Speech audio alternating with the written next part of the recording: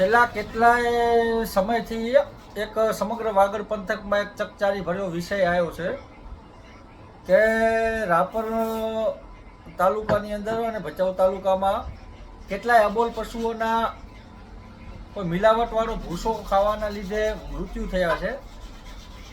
આ ઘટના ઘણા દિવસોથી સમાચાર પત્રોમાં અને લોકમુખે ચર્ચાઈ રહી છે. આવડી મોટી બેદરકારી અને મિલાવટીવાળો જો ભૂસોના કારણે કેટલાય અબોલ પશુઓના મોત થયા છે, પણ છતાં આજ દિવસ સુધી આ બાબતે કોઈ પોલીસ ફરિયાદ નથી થયેલ.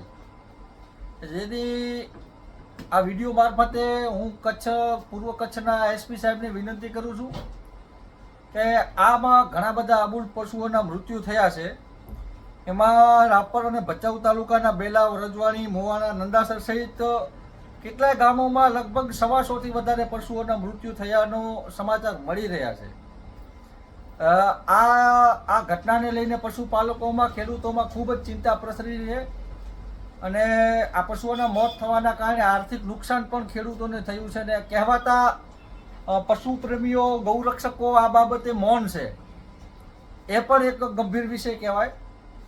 ખરેખર છેલ્લા 10-15 દિવસથી આ ઘટના પ્રકાશમાં આવી છે, પણ આજ દિવસ સુધી આ બાબતે કોઈ પણ પોતાને ગૌ ભક્તો કહેનારા લોકોએ એકાદ વ્યક્તિને બાદ કરીને કોઈ સામે આવા સંગઠનો નથી આવ્યા. એટલે મારી પ્રશાસનને વિનંતી છે, રિક્વેસ્ટ છે કે આ બાબતે યોગ્ય કાર્યવાહી થાય.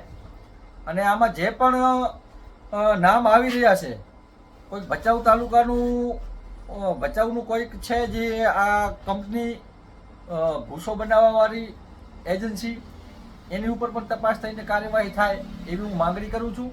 તટસ્થ અને ઊંડાણપૂર્વક તપાસ થાય. ખેડૂતોને અને જે પશુપાલકો છે જેમના પશુઓ આ બાબતે મૃત્યુ પામ્યા છે, એમને યોગ્ય વળતર પણ મળે એવી પણ હું સરકારશ્રી સમક્ષ માંગણી કરું છું.